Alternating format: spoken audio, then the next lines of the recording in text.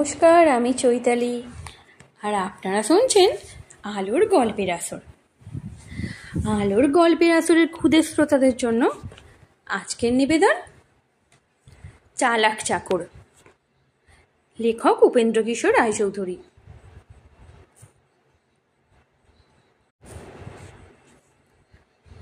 এক বাবুর একটি বড় বুদ্ধিমান চাকর ছিল, তার নাম ভজহরি।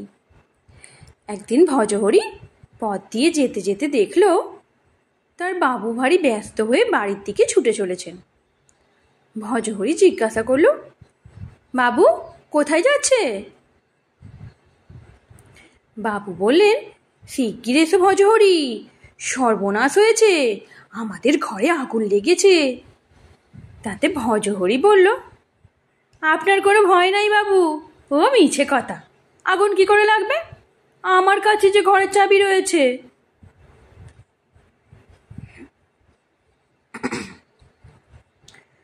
ভজহরি গেল কলুর দোকানে 1 সের তেল কিনতে।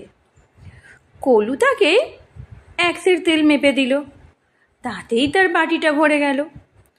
তখন ভজহরি বলল, ফাউ দেবে না? কলু বলল, হ্যাঁ দেব বই কি, কিসে করে নেবে? ভজহরি ভাবল, তাই তো, কিসে করে নি, কিন্তু ফাউ না নিয়ে গেলে যে বাবু আমাকে বোকা ভাববেন। তখন তার মনে হলো যে বাটিটার তলায় একটু গর্ত আছে।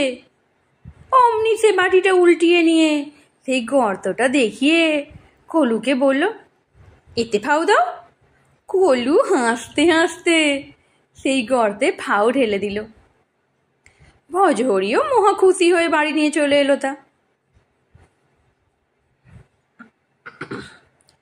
ভজহরি তার বাবুর সঙ্গে নৌকায় চড়ে নদী পার হচ্ছে। নৌকায় ঢের লোক। ভজহরি ভাবল, নৌকা বড় বোঝাই হয়েছে, যদি ডুবে যায়, এই ভেবে সে তাদের পুঁটলিটা মাথায় করে বসে রইল। বাবু বললেন, ভজহরি পুঁটলিটা নামিয়ে রাখ না, মাথায় করে কেন কষ্ট পাচ্ছ? ভজহরি বলল, আগে না, নৌকা বড্ড বোঝাই হয়েছে, পুঁটলিটা তাতে রাখলে আরো বোঝাই হয়ে যাবে। বাড়িতে চোর এসেছে। ভজহরি তা টের পেয়েছে। সে ভাবল, ব্যাটাকে ধরতে হবে। তখন সে মাথায় শিং বেঁধে লেজ পড়ে উঠোনের কোণে গিয়ে দাঁড়িয়ে রইল।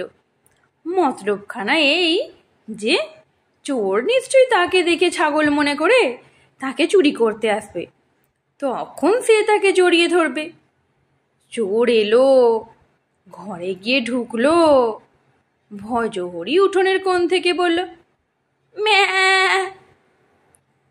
চোর ঘরের সব জিনিসপত্র বাইরে এনে একটা পুঁটুলি বাঁধল।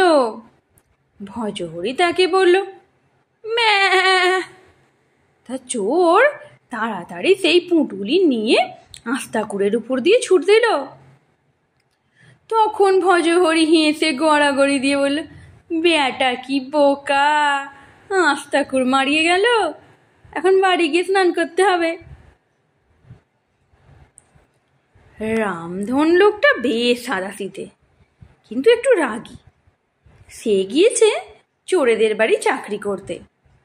রাত্রে চোরেরা এক জায়গায় চুরি করতে গেলে রামধনকেও সঙ্গে নিল।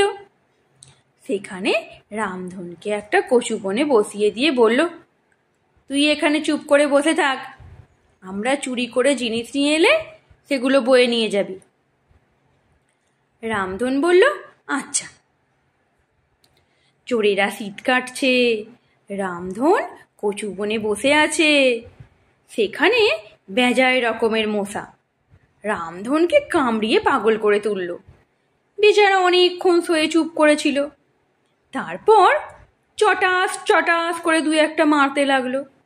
শেষে রেগে গিয়ে লাঠি দিয়ে মেরে কচুবন তোলপাড় করে তুলল। সেই শব্দে বাড়ির লোক সব জেগে গিয়ে বলল, কে রে তুই, এত গোলমাল করছিস? রামধন বলল, আমি রামধন গো। বাড়ির লোকেরা বলল, ওখানে কি করছিস? রামধন বলল, আপনাদের ঘরে যে শীত হচ্ছে না। তখন তো আর ছুটোছুটি হাঁকাহাঁকির সীমাই রইল না। চোরেরা চুরি করবে কি, তাদের প্রাণ নিয়ে পালিয়ে আসাই ভার হলো। ঘরে এসে তারপর বেশি রামধনের উপর তারা খুব চোটপাট করতে লাগলো। সে বলল, কি করি ভাই, আমার রাগ হয়ে গেল, যে ভয়ানক মশা।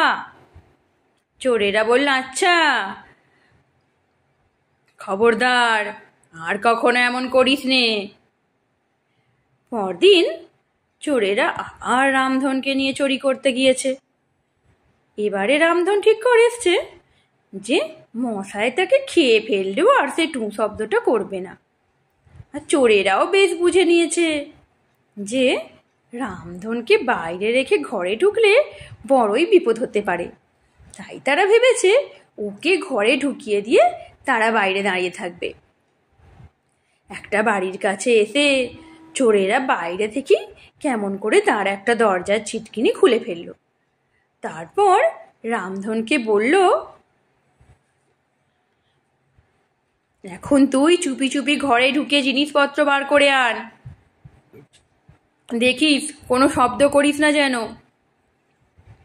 রামধন দরজা খুলে ঘরে ঢুকতে গেল।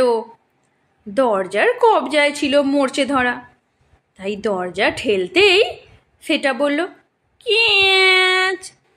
রামধন থতমত খেয়ে অমনি থেমে গেল। তারপরে আবার যেই ঠেলতে যাবে অমনি দরজা আবার বলল, ক্যাঁচ। রামধন তাতে দাঁত খিচি আহ বলে আবার থেমে গেল। তারপর রামধন আর রাগ সামলাতে পারল না।